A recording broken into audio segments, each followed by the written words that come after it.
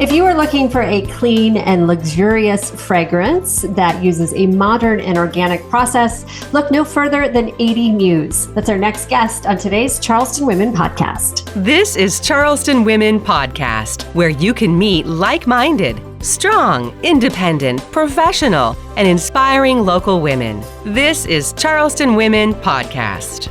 And now I'm thrilled to welcome to the Charleston Women Podcast, Amber Scott, who is the founder of 80 Muze. Amber, welcome to the show. Hi, thank you. Thank you so much for having me. I'm excited. Yeah, so tell us a little bit more. I hadn't heard about it before, but I've been digging around, going to your website. What is 80 Muze?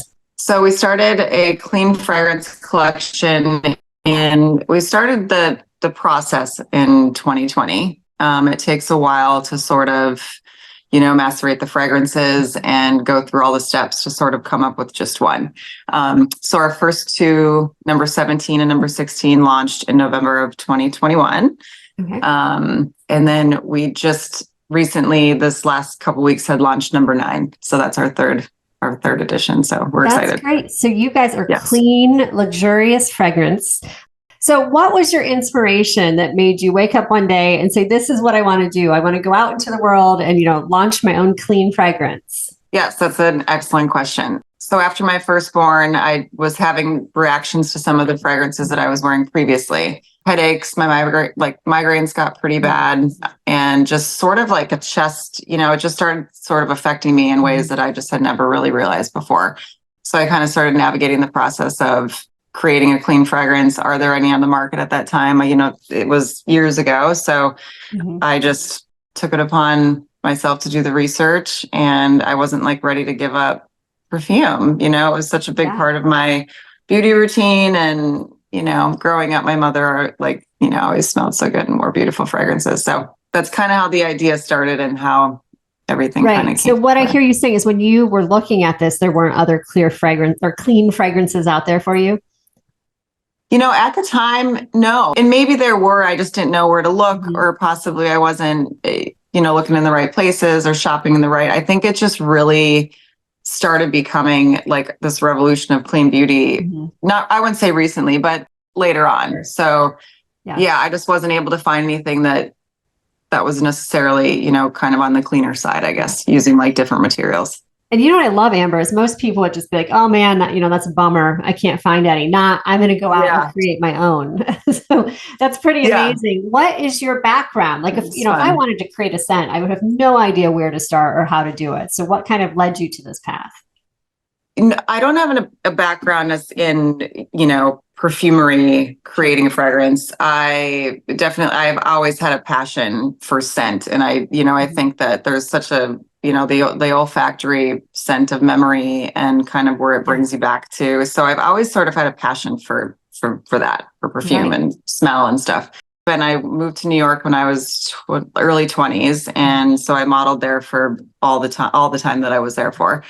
And so just kind of being around a lot of beauty industry people and, learning this, that about the fragrance industry and just kind of the beauty industry in general. And I just there was it was sort of just, hard to find. Yeah. It sounds like you knew the right people too, maybe, right? Yeah. And I learned a lot, and that's kind of where my inspiration came from, just, kind of how to navigate it and where to go, resources and stuff like that. So, I know you mentioned in the beginning that you have 3 scents now, and each of them has a number. Yes. So it's tough that this is a podcast. I wish I could smell it through the screen. Yes, but you will. I will definitely make sure you get some. I would love that. But, walk me through each one. If you could describe what it smells like, and then do the numbers have, a significance for each one? Yeah, of course. So our first signature scent, number 17, is the white one. That's our top seller. That seems to be, that's the winner. And we've had that one for the longest, and that's inspired by my mother. The numbers are birth dates. So that's her birthday. Numbers, that's very daytime. It's daytime everywhere, kind of just a super nice, playful, easy scent. Floral, light, I would say it's light, not floral. None of our fragrances, I say, kind of go in the floral direction, but they have, some base notes that sort of kind of give it that more airy, without it being too heavy. Right. The white one is, it can kind of take you day into night. And then the black one, our second one, number 16, is my scent. So that was sort of inspired by New York nights and just, kind of the smells that you get. It's a little heavier. It's bold. It has some leather, some rose, and the oud is like the base note. So it has like a little bit of more of a woody kind of scent. So that's your going out on the town. Great for fall. Yeah. And great for fall, great for evening. You can kind of mix the two and layer. That's always kind of a fun thing that people don't, always try. Yeah. And then number 9 kind of also leans a little bit more daytime as well. Okay. So that one, we just launched it and the response has been great. It's, I would say that one's very clean, crisp, and cozy. And that one's after my son. So that's number 9. And then I imagine that's his birthday. Waylon will have one. And my daughter. That's great. So, well, what is next? You have 3. Do you envision, other numbers coming out down the line? The next one will be for my daughter. So that will be number 30, thinking, we're kind of playing around with some of it, potentially like a vanilla cardamom, something maybe a little bit warmer, but kind of a little bit more bold also. So you'll kind of have 2 daytime and 2 sort of evening scents. In 1996, it was Southern Women to Women magazine. Now it's Charleston Women magazine. Charleston Women is all about strong, capable, confident, hardworking, nurturing, determined, dedicated, and inspiring women. Our readers are business owners, entrepreneurs, mothers, sisters, wives, and grandmothers. Pick up your copy of Charleston Women magazine at Charleston area Harris Teeters and Food Lions. Charleston Women magazine. We are Charleston Women. You're listening to the Charleston Women Podcast. I'm fascinated by this. Where do you go to find those base notes and say, I want to mix this and this? Is there a place in New York? Is there a local place that you can do this? How does it all work? Yeah, so I have 2 perfume houses that we currently are using. One of them is actually based up in New York, and then the other one is in Texas. And so and then I have a marketing team that I kind of work with, and we go back and forth. So I work with the perfumer specifically, discussing the notes for the next scent. And then I get, a little bit of they give me a trial of like 3 to test from. And then we sort of come up with variations from that. And so sometimes it takes, for instance, number 9 took long. It wasn't quite there. And so we increased the concentration. Like we kind of did it last minute, and I needed there was something missing. And so that really is kind of what brought it together. And so when you kind of increase the concentration, it's more now like a perfume as opposed to an eau de perfume. Most fragrances are like 20 to 25% concentrated. So do you have, is it like a roller application, a spray, both? So we have 2 sizes. The large size, the bottle is 1.7 ounce. So that's our big one. And then we have travel size for the black and the white. And that's like a 10 ml. So those are like great for your purse for, kind of like they're just, you can throw them anywhere. But number 9 will have a travel size hopefully pretty soon. We're working on that. So, don't you love it to go one, especially in Charleston? Yeah. I mean, when you're like a little hot and sweaty and you're like, I just need a refresh.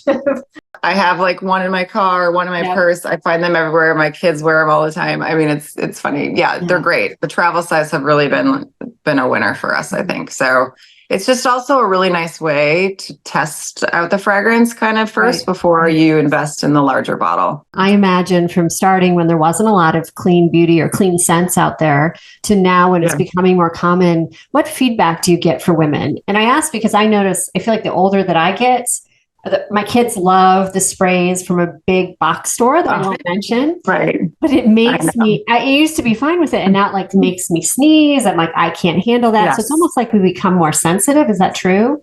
Have you heard that? That is almost exactly what was happening to me. The sneezing. I think the headaches and the migraines were a pretty big trigger for me. I just couldn't do it for a while. I'm like, because I wasn't really sure what it was that was causing that.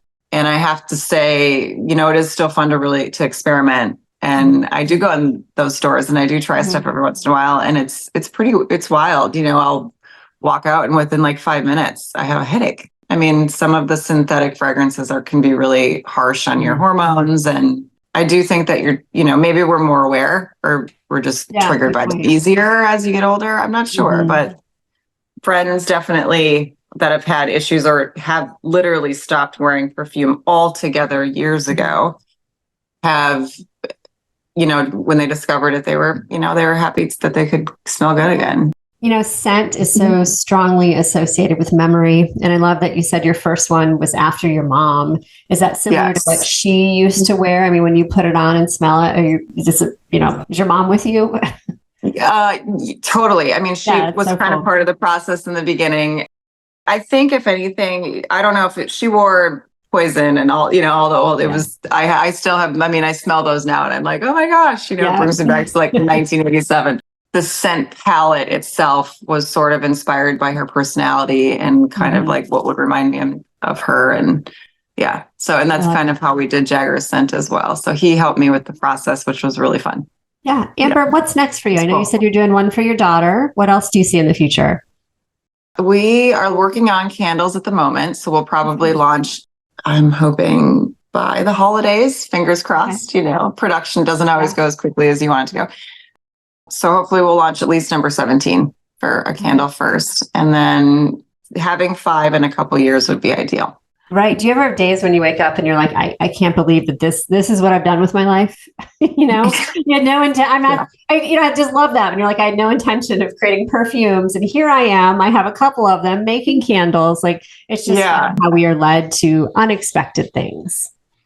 Oh, absolutely. It's been fun. And I've sort of just taken my time to learn it and figure it out kind of before I take it to the next step. Because then I think that you kind of lose sight of it's too much and you can't really like keep up with why you started. So it's been a fun thing for us for sure. Yeah, after listening to you, even though we can't smell it, I know we all want to shop 80 Muze. Give me your website for everyone listening so they can go to make their orders now and maybe get on a wait list for those candles. So you can go to 80muse.com. And we have number 9 is on ready to ship now and pretty soon. Yeah, we always do like pre-orders for our upcoming like products. So that'll be listed soon. And there's some shops downtown. Marista Hart sells 80 Muse downtown, Out of Hand in Mount Pleasant. Ship of Fools just started carrying it also in Mount Pleasant. I can give you a list I'll send to you and you can link That's everything. Great. Marissa Hart's Out of Hand, Ship of Fools so far. Ship of Fools, yeah. And Jolie Consignment, she carries the white and the travel size. She doesn't have the number 9 yet, but just the placement of having the options to actually go in to kind of smell it is nice, because it's hard to buy a scent online when you can't, you have to. Unless you smelled it on someone else and say, what are you wearing? I have to have it. And I think that's pretty much most of our client base. Like I came to Charleston or I smelled it or I was at dinner and like I smelled it on my friend. So sniffing the person next to you. Don't mean to be weird, but what are you wearing?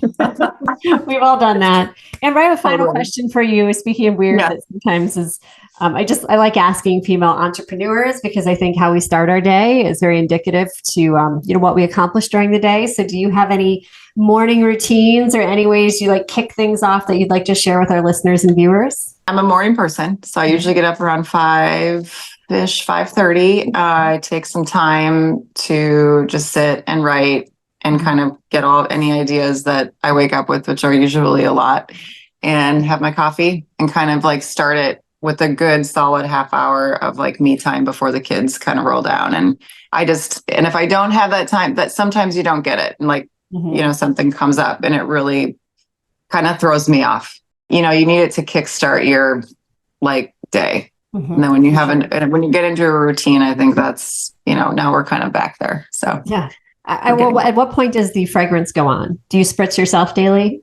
I do all the time, all day. I was curious, is that like brushing teeth, spritzing yourself? You must smell good 24/7. I don't really get ready right away. I mean, I'll do the kids stuff and then I'll come back and get ready or work out and start my day. But I always have a bottle on me, so I'm constantly spraying. If you know me and you're with me all the time, you know that I'm constantly like applying perfume.